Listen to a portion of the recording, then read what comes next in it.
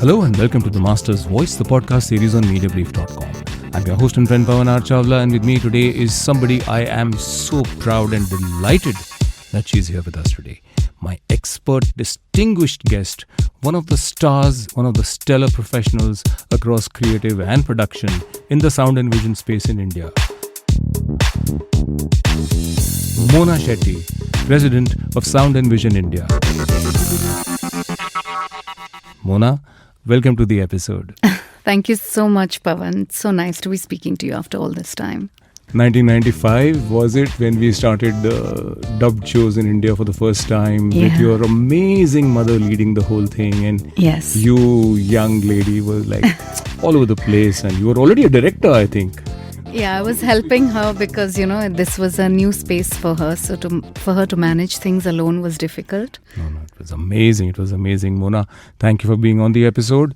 And I'd also like to thank Elizabeth in your marketing team for making this episode possible. Thank you. So let me tell a little more about you to my listeners, Mona. Mona is not only the most respected professional and creative leader in the sound and vision space in India, but I know her to be the single most experienced and diversely experienced professional in the sound or the voice space in our country.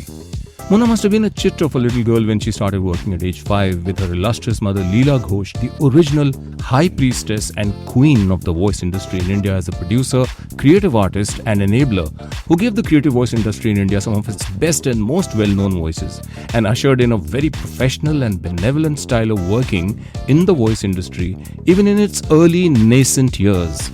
Any talented young voice professional or director who entered the nurturing space under Leela Ghosh's wings was assured of great learning, care and growth. Oh, and a lot of fulfilling hard work.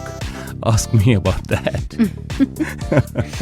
In fact, before I return to the profile of this wonderful professional sitting opposite me, smiling away, Mona, allow me to dwell on and pay the most respectful homage to the peerless Leela Ghosh. Leela Ghosh founded Sound and Vision India in around 1993. She was a professional singer, English teacher and an advertising and tourism professional who shot to fame as one of the finest dubbing directors in the country due to her deep knowledge of Indian culture and the performing arts. Leelaji, as she was always very respectfully called, was a celebrated singer, having released several albums in a variety of Indian languages and having performed live all over the world. Leelaji's knowledge of multiple languages, talent for adaptation, creativity, attention to detail and extreme professionalism led to the birth of Sound and Vision India, and I must tell you that all those amazing peerless qualities that she had, Mona has taken absolutely to the next level. But from translation to adaptation to casting and direction, Leelaji did it all and single-handedly developed these services into an art form. The love and respect that Leelaji garnered over the years through her hard work and dedication has seen Sound and Vision India through the growth it has achieved over the years. So, for all her incomparable accomplishments, please join me in saluting the late Leela Ghosh. Mona, you must be super proud. Yeah, I can never hear this enough. I mean, it's so heartwarming to hear this, and it's such an honor and privilege for me to have been able to, take her work forward. When she passed away so suddenly in 2012, I wasn't really involved on the business side of things very much with her because I was a voice actor and I was freelancing with so many producers and directors and doing my own work as a freelance voice actor. But, the kind of the love and respect that she had, the kind of legacy that she had left behind, it could not be ignored. And the kind of faith that her clients had, I think I inherited that to some extent. So if I've inherited the faith and the clientele, then there's, absolutely no choice. I mean, you have to do it and do it better. Take that step forward and, rise to the occasion pretty much. And you did that so beautifully. So, Mona, let me also very quickly complete now my introduction of you, Mona. So my wonderful guest today, the smiling, laughing, first lady of voice-driven sound and vision, if I may say that, is Mona Shetty, Leela Ghosh's daughter. Mona is a well-known voice actor, voice coach and dubbing director, having started out, as I just said, as a child voice at the age of 5. Mona speaks several languages and has been the voice of numerous national and international ad campaigns, and also dubbed for several actresses such as, hold your breath now, I'm going to rattle off some names. They may not be too happy about that, let me tell you. Okay, so Rani Mukherjee, Kajol, Bipasha Basu, Katrina Kaif, Jacqueline Fernandez, Cameron Diaz, Angelina Jolie, Mila Jovovich, Kate Beckinsale, Deepika Padukone, Nargis Fakhri and many more in their most memorable films. Mona turned director under her mother's guidance at the age of 18, and since then she has helped adapt and direct the language versions of several high-profile titles along with her mother. Mona took over the reins of Sound and Vision India after her mother passed away in 2012. And under Mona's leadership, SVI has grown from under 20 to almost 100 employees across 4 offices in India, and has established itself as a premium localization company by virtue of its capacity, infrastructure, technical and creative excellence, and professional project management. Why did I read all of this? Because all the young professionals and even the best marketers need to know that if you want to start with the best provider, then Sound and Vision India and Mona Shetty and her team are the place to go to. You will never go wrong. Right, and I know that ever since 1995, and I've been seeing them grow amazingly, and we'll bring all of that growth out in our conversation with Mona. And but in the 28 years so far, Mona, Sound and Vision has developed into one of the finest localization companies in the country. They've localized hundreds of hours of content for theatrical release, TV, OTT platforms, for content owners and broadcasters all over the world. And SVI is at the forefront of the localization industry with its ever-evolving dubbing, subtitling, descriptive audio and access services. So, Mona, I want to say that it is the considered view of not just yours truly, that is me, but I dare say most industry veterans and professionals that Mona Shetty is like the single most important leader in the space, and you made that title your own after learning with the original First Lady of Indian voice industry, your respected mother, and now the late Mrs. Leela Ghosh. So, Mona, before we talk about Sound and Vision and all the great work it's done, and the numbers and the top lines, and the number of shows and films and what have you that you'll have accomplished over so many years, 30 years now, I want you to tell us about EGA, Entertainment Globalization Association. It's a global association, and they came out with an amazing list that has had Mona and Sound and Vision India do India proud. It is the first time, and Mona has not spoken about it, although it's come out just a little recently. It's been out, but she is circumspect. She doesn't chase glory. But I think this is a matter of pride for everybody in the voice industry, in the sound industry, and for India. So, Mona, please now, don't hold back. Tell us everything about the EGA. So, yeah, this is definitely very, very exciting, and it's a great honor and privilege. So the Entertainment Globalization Association is an association that was formed about a year ago to kind of provide some kind of an umbrella to localization professionals like myself, companies and individuals. Everybody who is part of the localization industry can be a part of the association, either in an individual capacity or as a company. And they have been coming out with many, many initiatives to kind of bring the industry together, to spread awareness, to, raise the profile, to raise the level of understanding and the level of respect within the industry.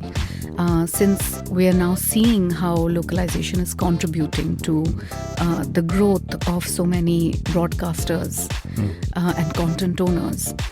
So they have been coming out with a magazine called The Retailer, and which comes, of course, to the members at the moment. Okay. And interestingly, they came up with a list of the top 100 localization professionals worldwide. From across the world.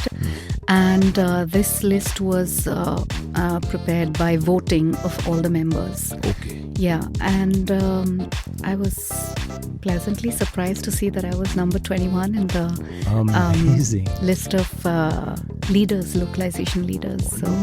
Wonderful. And I'm not surprised at all, but it's a matter of great pride for India. Wonderful. Good job. It's very exciting. Amazing.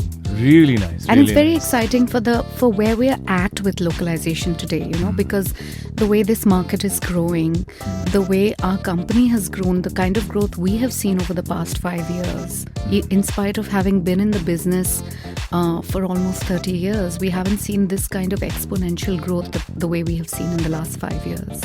So it's a very exciting time to be in this industry. We're finally getting amazing opportunities.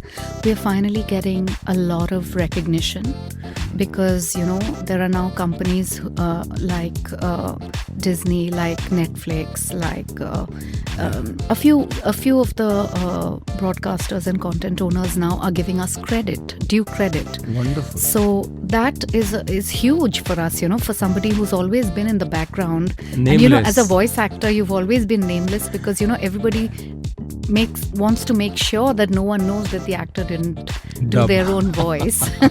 So I'm usually told, you will keep this confidential, won't you? And you will sign here to ensure that you do, right? And we've lived with that all our lives, even though we've battled it to some extent, saying, I mean, come on, I own my work. How can I not claim ownership to my own work, my hard work, and claim some form of recognition for what I do? And I don't know, it's kind of a gray area between what is the objective of what you're doing and the recognition of what you're doing. Because obviously the objective is to blend in and be unnoticed. But at the same time, nobody wants to do work that is never known about, talked about, or recognized. You can't keep the sun behind the cloud for too long. No, Mona, you have to shine out. Right. And you have done it so brilliantly for Indian voice and sound and vision. Amazing, amazing. Fabulous. Congratulations. Thank you. So now, Mona, let's talk about SVI, Sound and Vision India. What's the kind of work, numbers, top lines? I mean, you spoke about localization. Look at the Marvel titles, for instance. I'm just plucking one item from the back of my recent memory.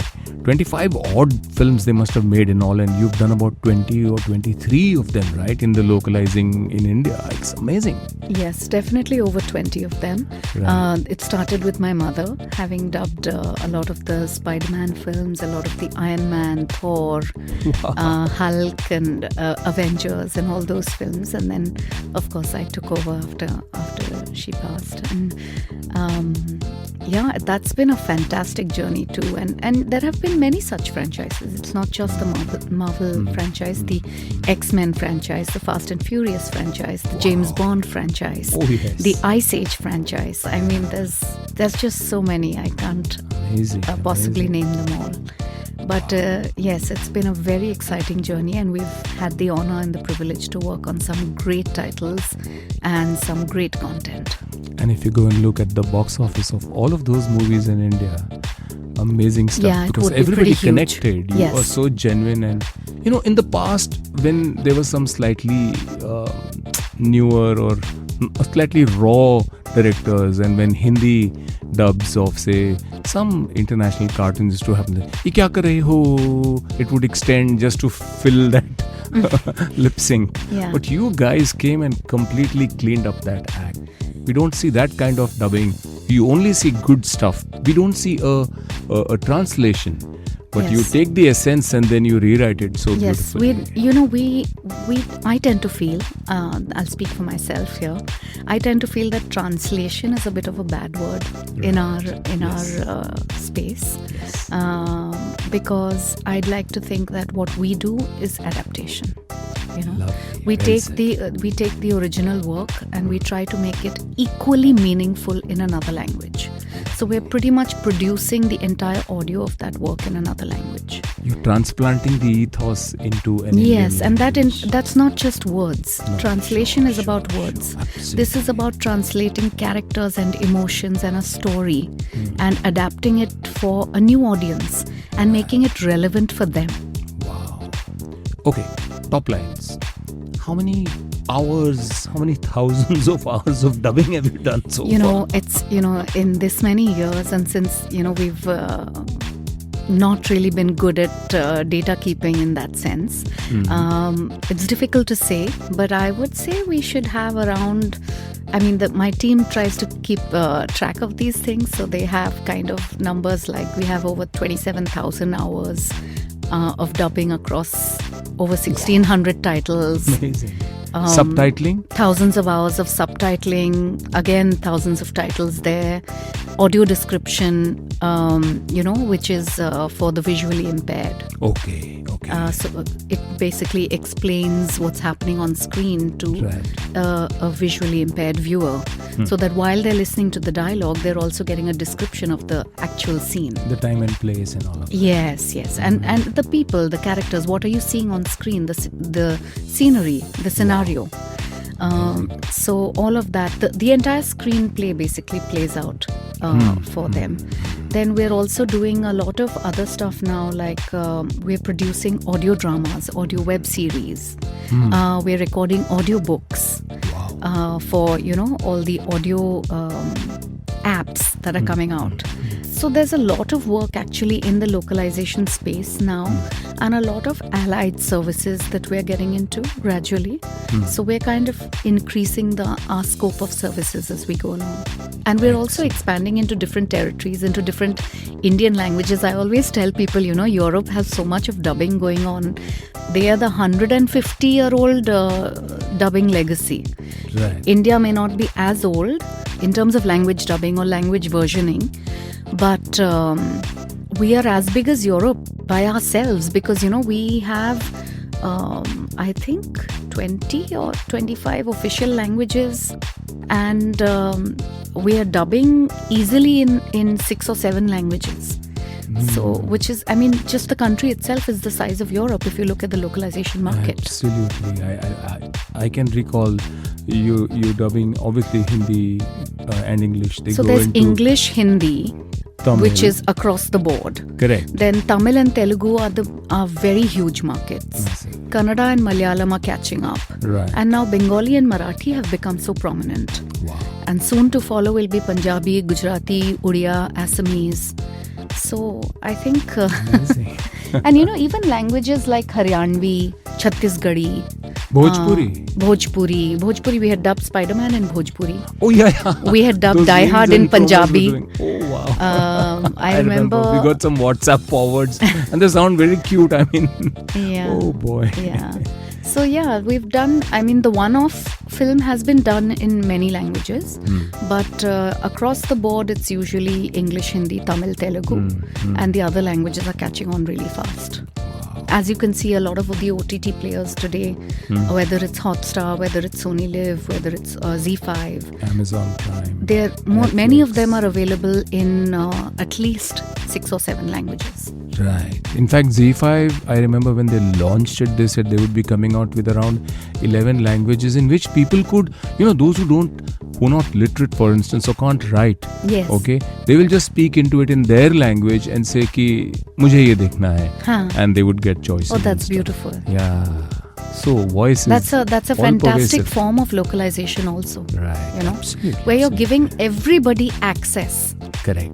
Across, there's no language barrier. Right. This voice services have democratized the entire access to everybody, Yes. Made it very easy and smooth. Yes. Superb. Okay, so you've done so much stellar, amazing work, right? So, and you can't keep getting film after film to total 1,600 plus to do 27,000 hours of dubbing and so much more similarly across different verticals of work unless you are fabulous at what you do.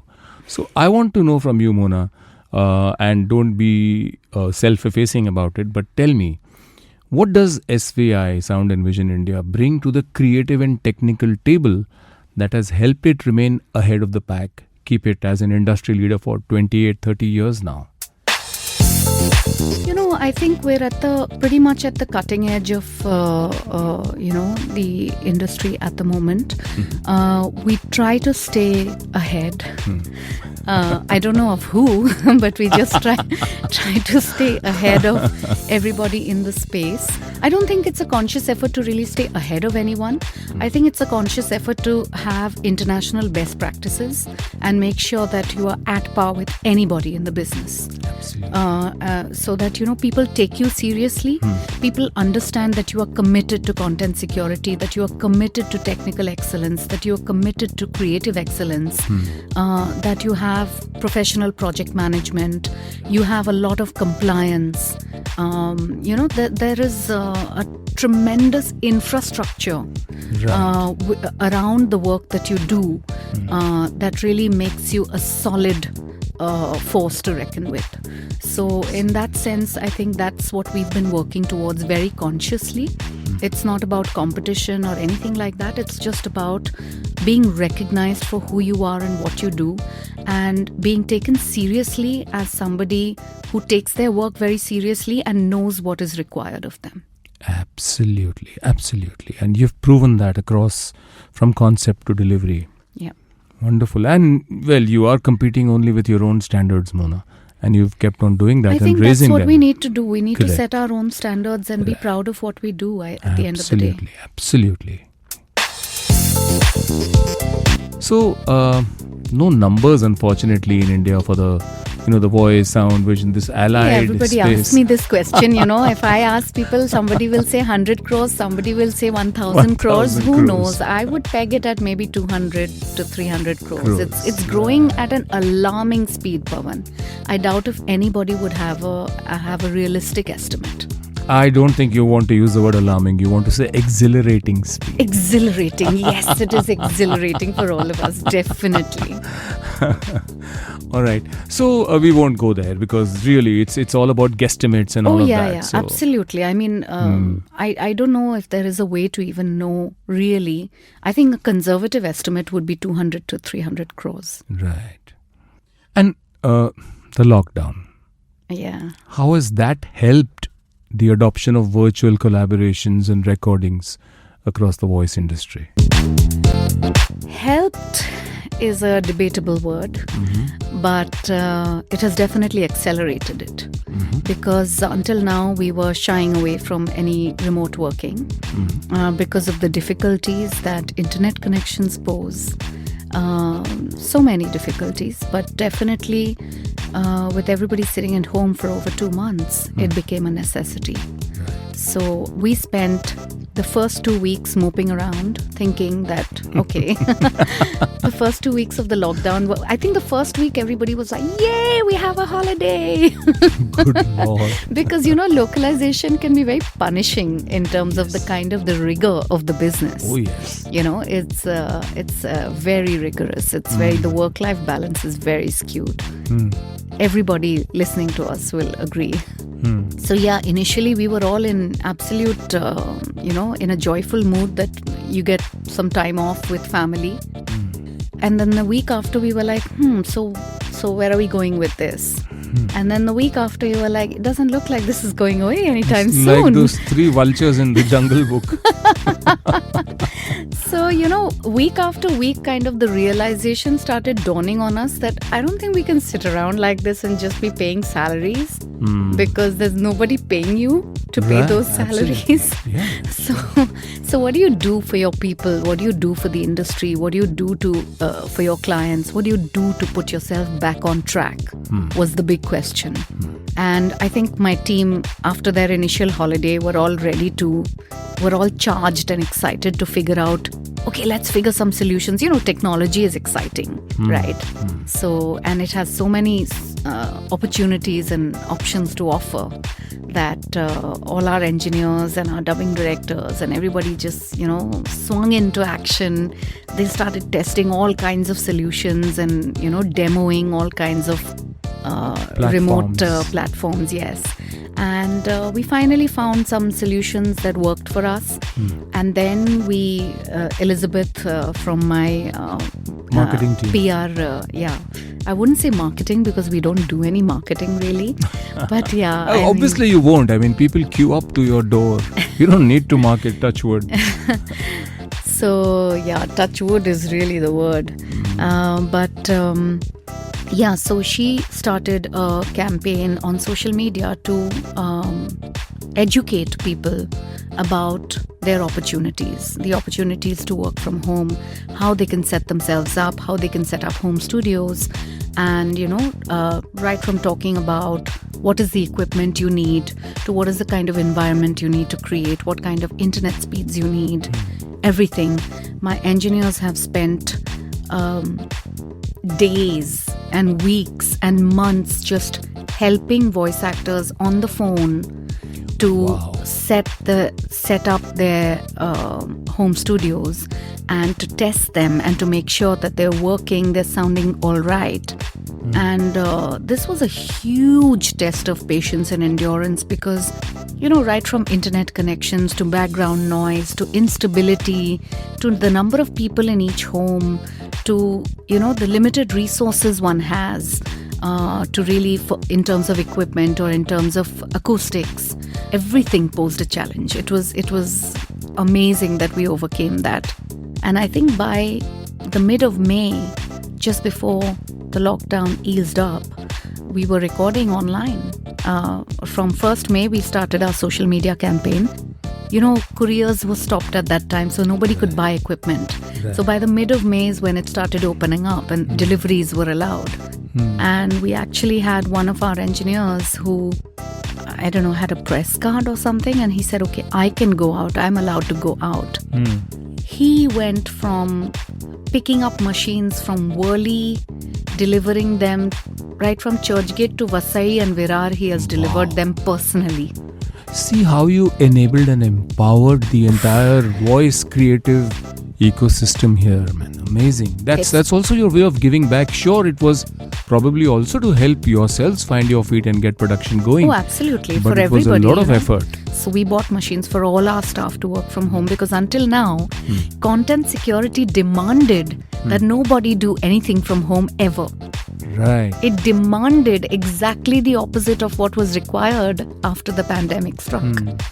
And now we had to break all those norms, speak to clients, figure out new SOPs for content security and get new approvals for content security. We had to build in also a lot of new features. So we, started subscribing to platforms who provide extreme content security for movement of content, for delivery of content, encryption, decryption, all of those kind of facilities we availed. So we went to a huge cost, I think, to set up all of this. Time and cost was huge, but I think the way it enabled us really prepared us for the second lockdown. We weren't panicking anymore. Wonderful. And that was huge. And especially for the voice actors who had elderly people at home or small children at home who were not keen to step out into the studios even after the lockdown eased up. This was a huge boon because they could still work, they could still earn some money, they could still make a living working from home.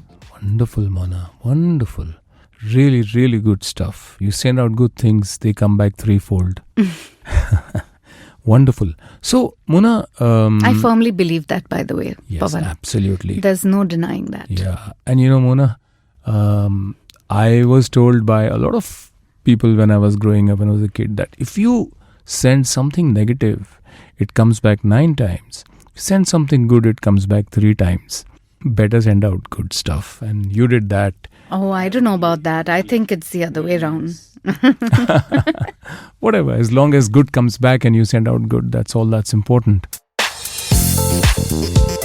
Mona, how well is the voice industry represented in India?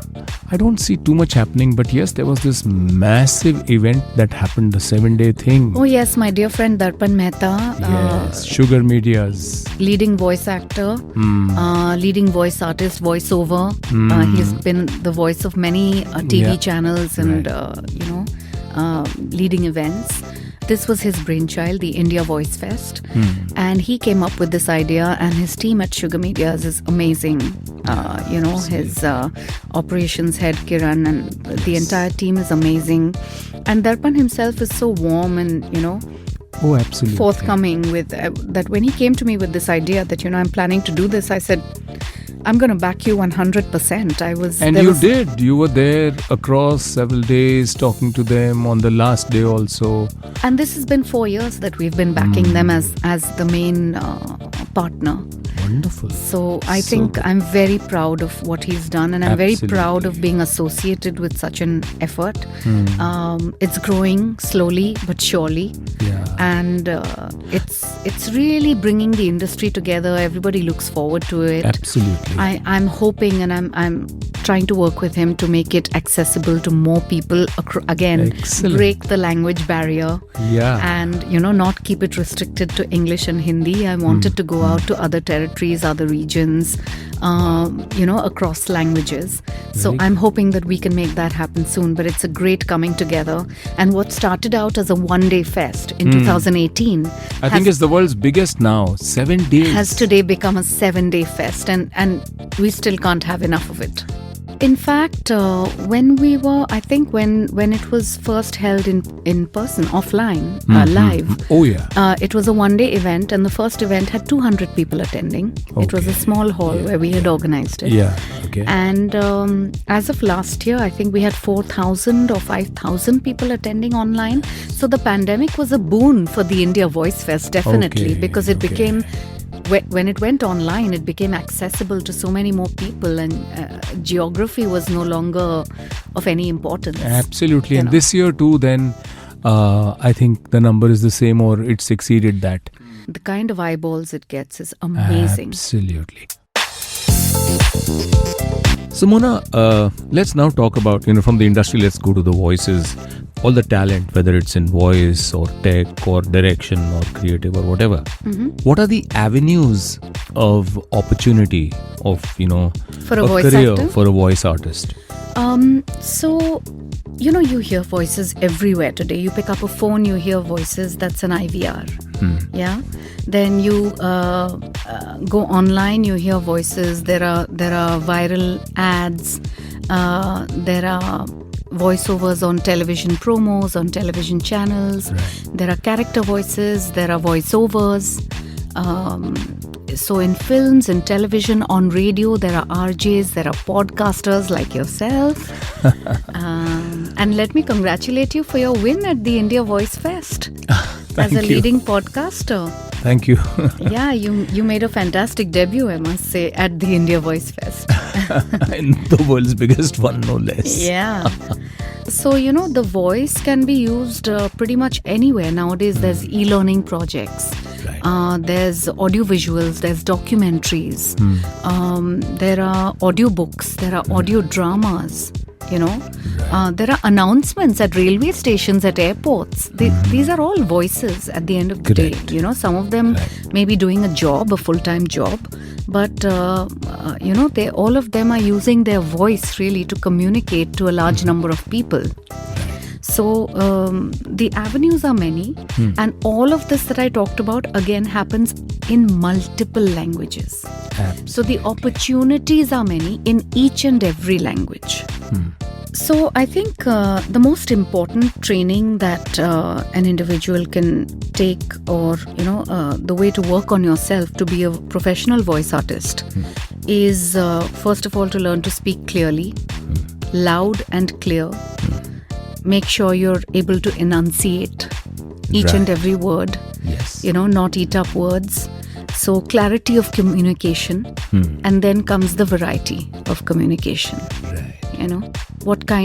In how many different ways you can communicate the same thing, and what are the different ways of communication for different genres, different mediums, different kinds of work that you do. So whether you're playing a character, whether you're doing a voiceover, whether you're making an announcement, whether you're reading an audiobook, whether you're in a drama, is it fact or is it fiction? And also one very interesting little bit of data I'll give you is that we think we're training voices. 99% of the time we're actually training people to read well.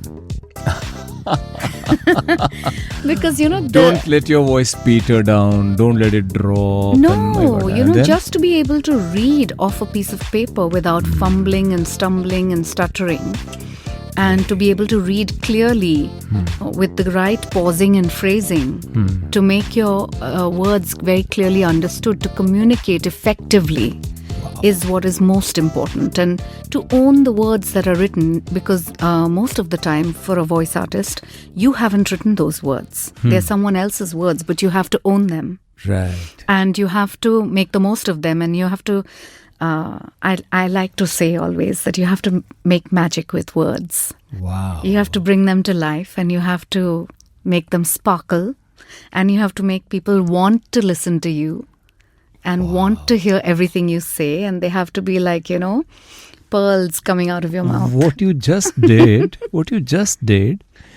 has conjured up the effervescence of converting and owning somebody else's written words, indirectly, somebody's thoughts through a reading of the words. Yes. Wrapping your mind and heart around it. Yes. And then interpreting also the writer's thoughts, the mood that the writer wants to create. Wow. All of that, being able to convey it in the right spirit. Wonderful, Mona. Is the job of the voice artist, really. Right. And so it's really first just get fluent, get smooth, no speed breakers and bumps. Yeah, and absolutely. And then internalize the thought of the words and then bring them out. Absolutely. With just the right amount of sensitivity and the right amount of presence. And do you have to be soft or heavy? Or yes. Yes. There's a lot. Really, if you really want to break it down and get down to the brass tacks, there's a lot of detailing that you can get into. Absolutely. So what are the avenues for training that people have? It's a bit of a disorganized space. Oh, it is absolutely. But I know that you all do a lot of good stuff, But tell me first about the space and then what you all are doing. So there are a lot of senior voice artists who have started training. And all of us, we have our own ways, each one different. Yeah. What we do is we run a beginner's workshop, which is a weekend workshop. This is Sound and Vision India. Yes. We advertise it across all our social media handles, so it's easy to know when the next one is coming up. We usually do one a month because I don't believe in doing tons of training and putting a lot of people out there who don't know how to get work, because we are in a disorganized industry. Right. And for people to find work is difficult. So I'm not really a great fan of training hordes and hordes of people to do nothing, actually. Right. I want to be able to pick and choose and be able to nurture talent as far as possible. Right. So suppose it's my daughter or my neighbor or somebody wants to come and learn. Yeah. Is it like, come in, we're not going to shortlist you or whatever. Yes. Do you shortlist them? No. They just walk in? Okay. Because, there's a world of difference between not knowing what is expected of you and knowing what is expected of you. How am I going to shortlist someone who doesn't even know what is expected of them? Okay. No, Right? I thought just in terms of the quality of the voice. I have done it for a few institutions that have had limited seats. Okay. So I have, when I've taught at other institutions, colleges and universities, we have had shortlisting. Okay. But that's because it's a course that's giving you a certificate and giving you a... And trying to make you employable end of the day. Yes. But our beginner's course it's like a taster. Lovely. So it's like just, almost everybody I meet, Pavan, has this little thing inside them that makes them say, so what do you think of my voice? Do you think I could be a voice artist? So sweet. Isn't that true? Yeah, it's true. I think anybody, whether is. they're a corporate worker, whether they are head of a company, whether they are a housewife, whether they are in any field, first of all, you need to be well spoken to move ahead in life, Right. So I think that speaking skills are important for anyone, whether you want to be a voice actor or not. First of all. And then I think there is also this little hidden ambition, hidden excitement to know what would I sound like on a microphone. what does my voice sound like? I just want to hear what I sound like. Can I come in and try my voice out? Would you try me out?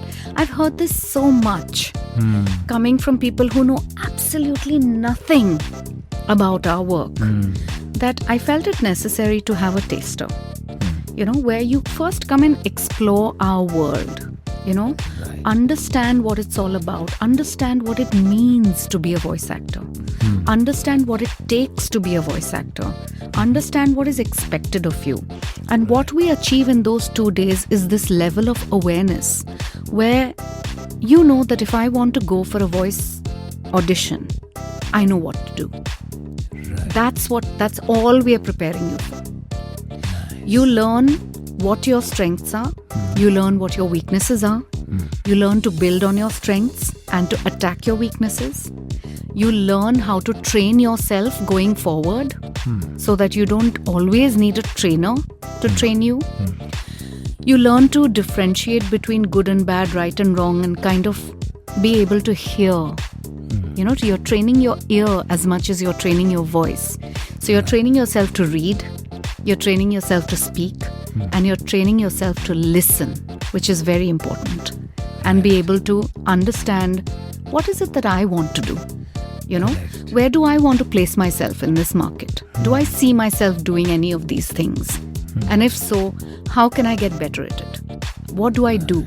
And if I want to go and approach someone, if I want to come and say, Pavan, you're doing this wonderful podcast, can I come and assist you? Can I do some little podcasts under your banner?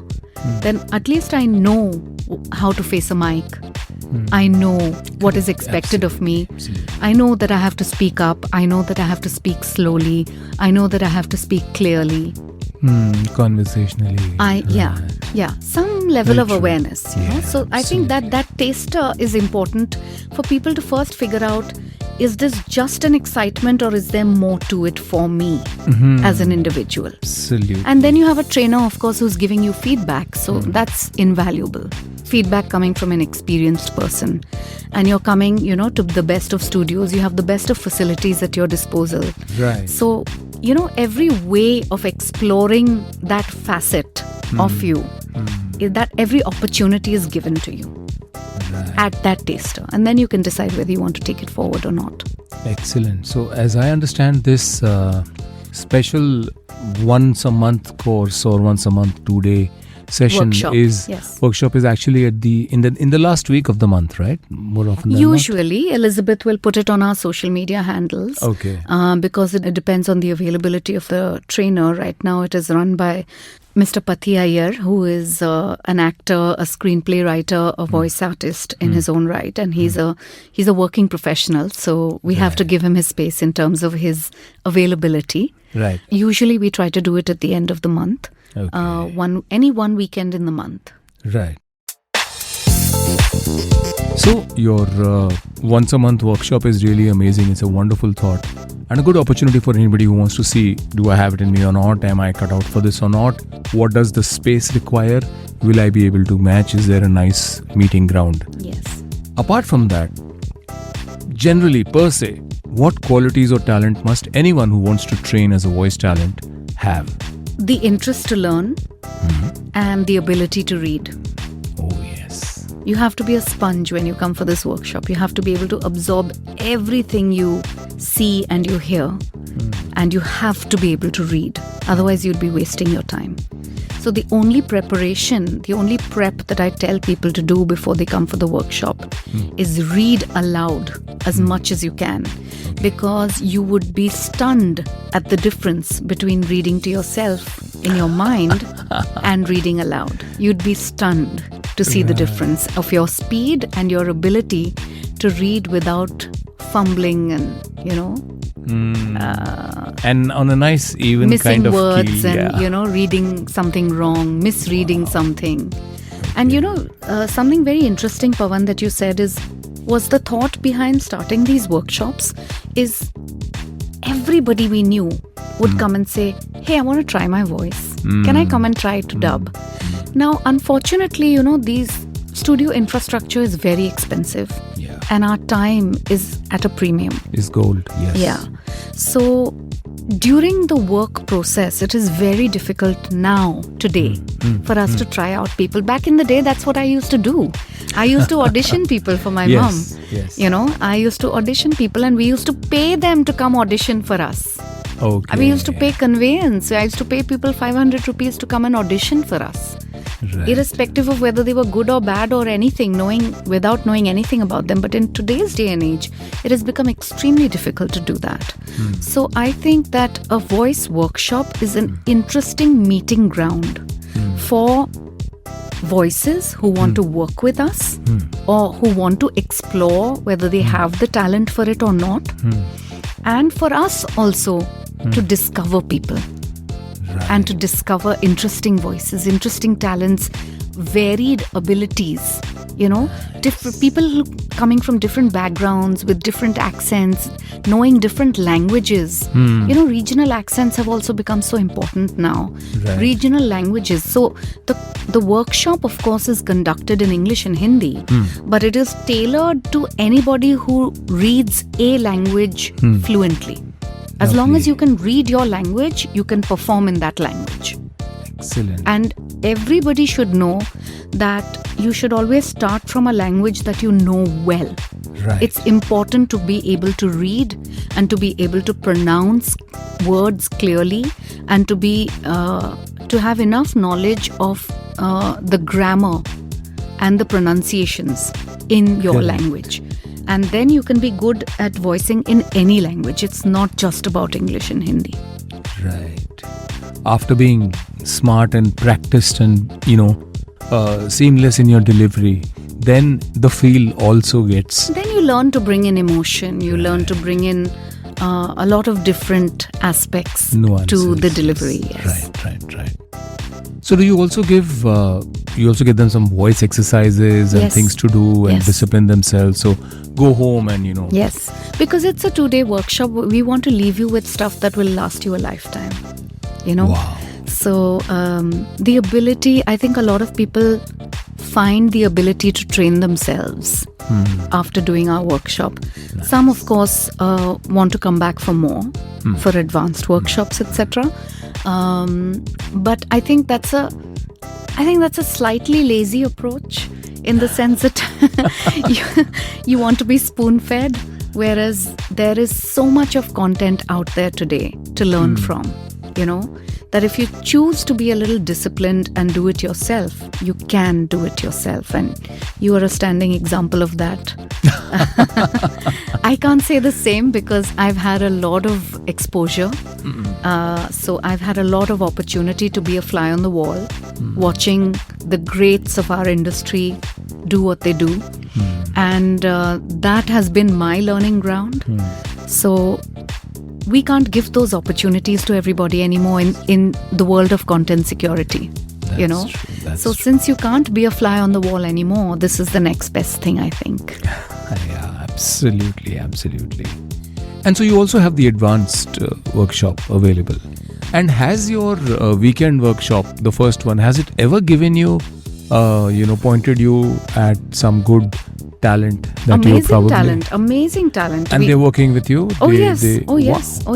Wonderful. But you have to understand that people come with varying abilities. And as a weekend workshop, we can only offer them that training and the opportunity to sign up with us. But as a localization service provider, I have to deliver the best to my clients. Oh, yes. So the objectives are so different that my objective cannot be that I have to try and give work to people or I have to try and absorb people from my workshop. That cannot be the objective. Right. So the two objectives, and people have to understand this because sometimes people get upset that, I did a workshop with you, but I didn't get any work after that. Whether you get work or not from me or from anybody else depends entirely on your talent and your effort. So you have to get out there and, create your voice samples and, convey to the world, like they say about advertising, there's no point having a product that no one knows about. Absolutely. So Absolutely. it's the same about your voicing talent, that, there's no point if you can't really put the word out there and convey to people and make people aware that, I have this talent and I'd like to use it professionally. And start off in whatever small way possible. And back in the day, I would tell people, give yourself a year, you'll find your foothold. But now I say give yourself 5 years, hang in there. So, because it's so difficult to break through the crowd, right? And absolutely. And that brings me to my next question, actually. How should voice talent pitch or sell their talent and availability to producers, etc.? First, like you said, go ahead and tell the world, show the world about your, voice samples, etc. But is there a slightly more organized way of doing this? Yes, I'm hoping that I should have that solution available to everybody very soon. Oh, really? Yes, because we did come up with an app that would do that. It would be a voice marketplace. Unfortunately, it didn't take off very well because the app was not designed very well. But we're redoing that. So you've gone back to the drawing board. Yes, Great. we've gone back to the drawing board, and hopefully we should have some kind of a solution in place When do for we people expect to. I don't want to answer that question because I feel like I'm jinxed every time I answer that question. Okay. And it's just evading me. Okay, let it come when it that will. elusive app that I have been designing for the last 100 years.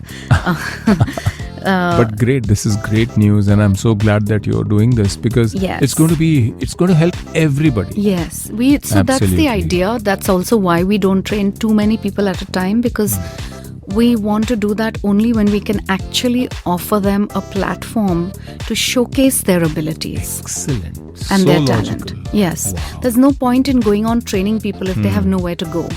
Because right now, as it stands, you have to keep creating your own voice samples, you have to keep bettering them, you have to keep updating them, you have to show a variety of skill in different languages, Right. keep on creating demos, passing them around to people, showcasing them on social media. I mean, what can I say? How many people can actually keep on receiving voice samples? Anybody who is in a position to cast or decide, how many voice samples can they receive and listen to? As long as they know that there is one destination they can go and check out. It's all there. It's in categories, it's in age, it's in voice, it's in language. Exactly. Oh my God, all the moods and everything. Am I coming somewhere near your drawing board? Absolutely. Absolutely. Excellent locations and my God, what not. Yes. Okay. Wonderful. So over all these years, Mona, I know you guys don't keep these numbers, but how many people, professionals, would you have actually given, breaks to, chances to work to, or trained? I don't know. I started training people in 2010 officially. Before that, I think since... you used to train every voice actor who came. Every one of them. Whether it was The Young and the Restless or the others that we dubbed and we launched in India on CNS TV. Unofficially, maybe hundreds, I don't know. Because, when you're a dubbing director, when you're casting or when you're auditioning or when you're directing, you're in effect training people. Because you're teaching them what to do, how to do it, what to say, how to say. So I think you knowingly or unknowingly end up training people. So that's happened since, I would say, 1993, since I started working and assisting my mother. It's been an ongoing process. But we formally started training people in 2010 is when I started. My own little studio. That was my retirement plan, actually. I wasn't planning for my mom to go away and leave me with this huge workload. So that was my retirement plan, that I would do training, I would do my own voicing, and I was happy with that little piece of the pie. So that's how I started out, and I don't know, if you really go by the months since 2010, I would say even if we had 5 people a batch, just do the math. Wow. Amazing. Really. We try to keep the batches small so that there can be more personal attention. Around how many to a batch? 5, minimum 5, maximum 10. Okay. And these are 2 full days? 2 full days. 2 full days. We expect you to completely devote yourselves to us, and I kind of feel that you only learn something when it's an immersive experience. Right, absolutely. So I like to think of it as an immersive experience, because that same 16 hours or 20 hours that we spend with you, if I did that over 20 days, I don't know if it would have the same effect. Right, absolutely. And you need to get into this. It's a new thing for you. You're all eager, you're all agog as a trainee. Yeah. I want you to forget everything else for those 2 days and just completely immerse yourself in what you can do with your voice. Wonderful. One more thing, Mona. A lot of people want to do one-on-one training. How does that work vis-a-vis the group trainings that you offer? One-on-one training works. There are a lot of actors who want to come and do one-on-one training because they can't devote so much time to group training. But I honestly think you learn a lot more from group training, because also watching is a form of learning. When you're watching somebody do something wrong, you learn the don'ts. Right. And you're watching somebody do something right, you learn the do's. Yes. So, and I think the do's and don'ts can only come from experience. I can't possibly tell you every scenario that can crop up in a studio cannot be taught to you one-on-one. You have to see it, you have to watch it, you have to experience it for yourself. And I'm always trying to tell actors to have patience, sit in the studios, watch what's happening. Because then only will you learn to absorb different situations and the adaptability of the voice actor in those situations. Yeah. How are they taking direction? How are they understanding what is being told to them? How are they converting that into a change in their performance, in their delivery? What is the role of a sound engineer? What is the role of a dubbing director? What is the role of a scriptwriter? What is the role of the studio?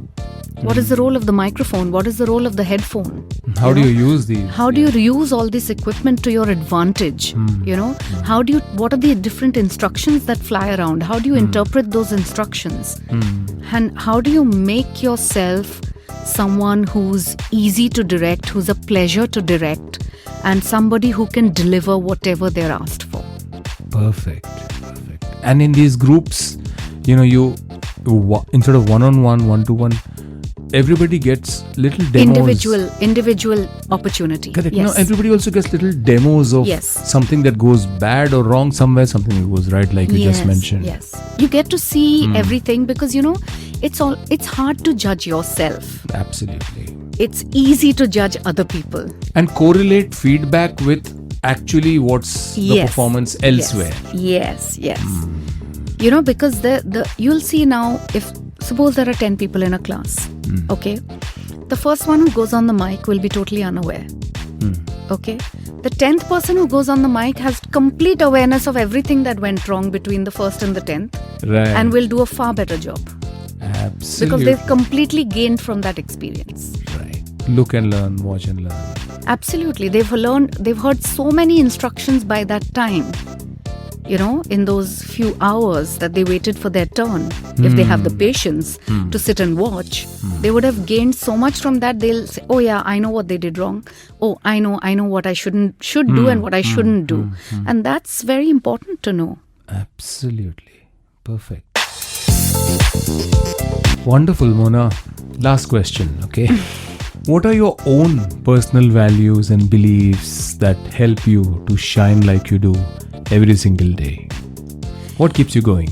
I think I keep using this word abundantly, but I think it's the pursuit of excellence that keeps me going.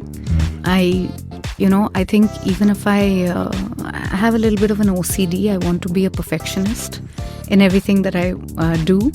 And that's probably what drives me. So even if you ask me to cook today, and if I don't know how to cook, I want to learn and do the best that I can and make the most of the situation.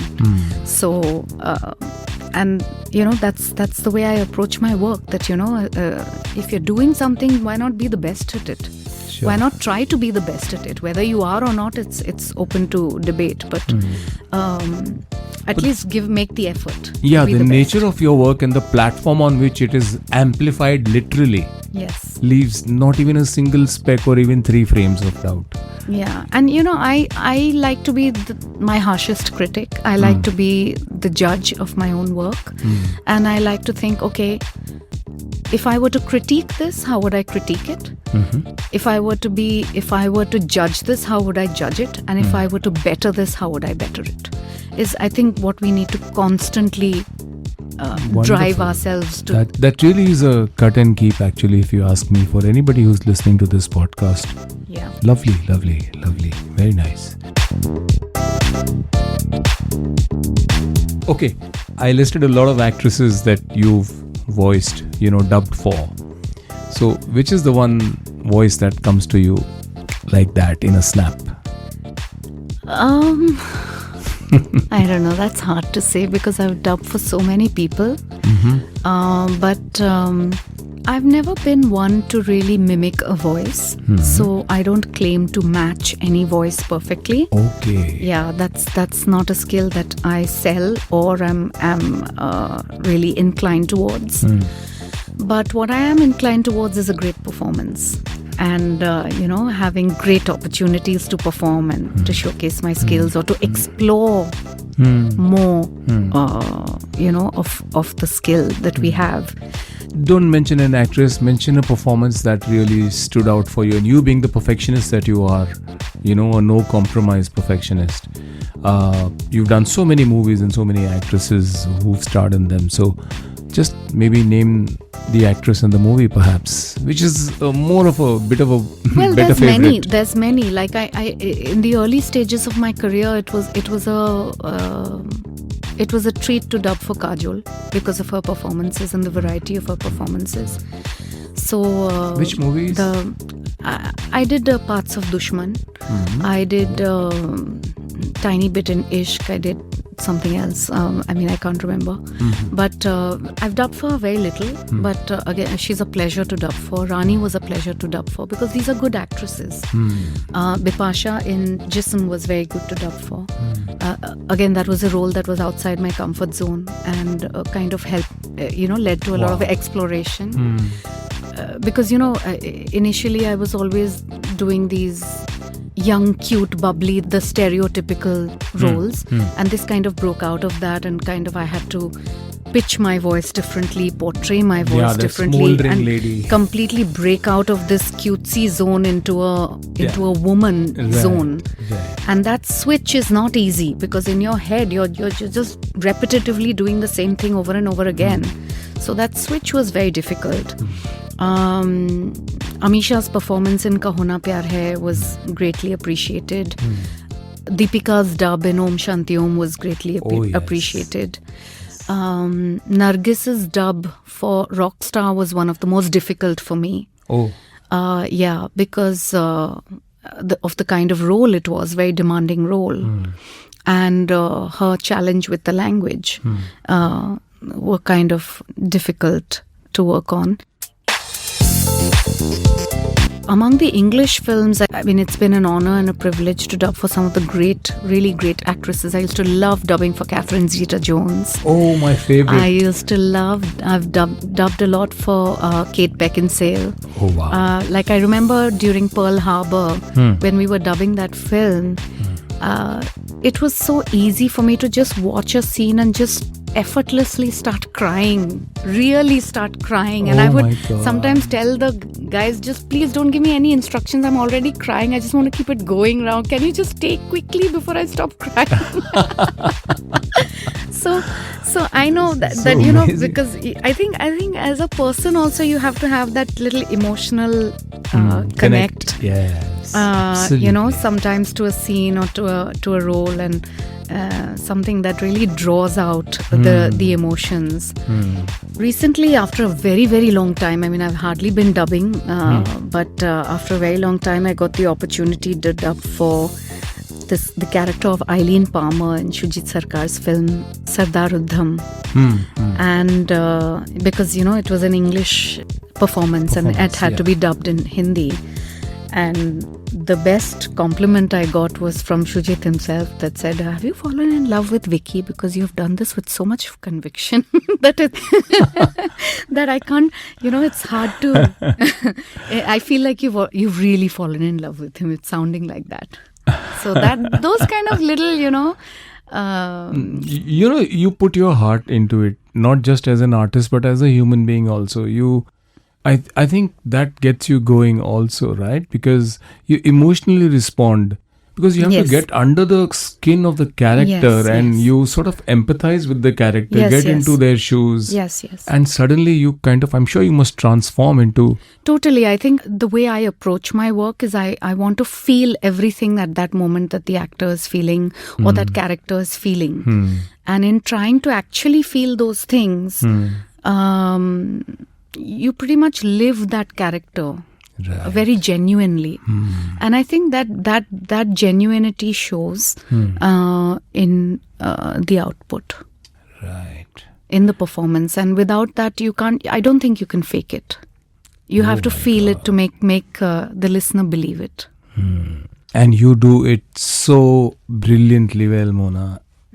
Whether you are dubbing for an actor, or whether you're ensuring that whatever output comes out from your Sound and Vision India is absolutely immaculate, flawless, no compromises, absolutely. And I have seen and experienced that, and I truly thrill to the excellence that you deliver every day. So thank you very much for really doing amazingly great work. And my God, I'm falling short of superlatives here. But I'm conscious about the words that I use, and these come automatically. Thank you so much. Thank you so much for all this praise. I mean, I'd like to think that this is everything that you said is what we work towards. That's definitely the effort. Absolutely. And I hope we can just get better and better at it. There's no end to learning and improving. I'm waiting to see you take the standards even higher.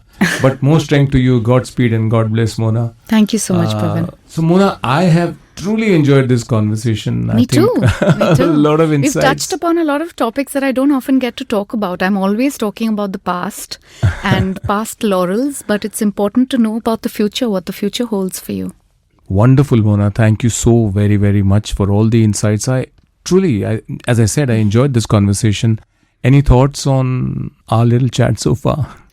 No, I think, Pavan, the way you've designed this is fabulous, and thank you for featuring us in the Master's Voice on your website, Mediabrief. I think you're doing some amazing work, and it's very interesting to be able to be on the same platform as so many industry leaders, and to be able to talk about our work and build that awareness in our own little way, and thank you for helping us with that. Mona, I can tell you this, that with your inclusion today, the profile of the Master's Voice has actually gone up a little more. With all due respect to the wonderful professionals who've been there, and they will agree with me in one voice. Right? So, thank you ever, ever so much. Thank you so much, Pavan. Mona Shetty, President Sound and Vision India, was my distinguished guest in this episode of The Master's Voice on Mediabrief.com. I hope and I'm sure everybody who's in the business of creating engagements that empower businesses by using voice and everything else around it would have found this beneficial. Till we meet again in the next episode of The Master's Voice on Mediabrief.com, this is your host and friend Pavan Chawla saying thank you for tuning in. Take care. Stay safe. Bye-bye.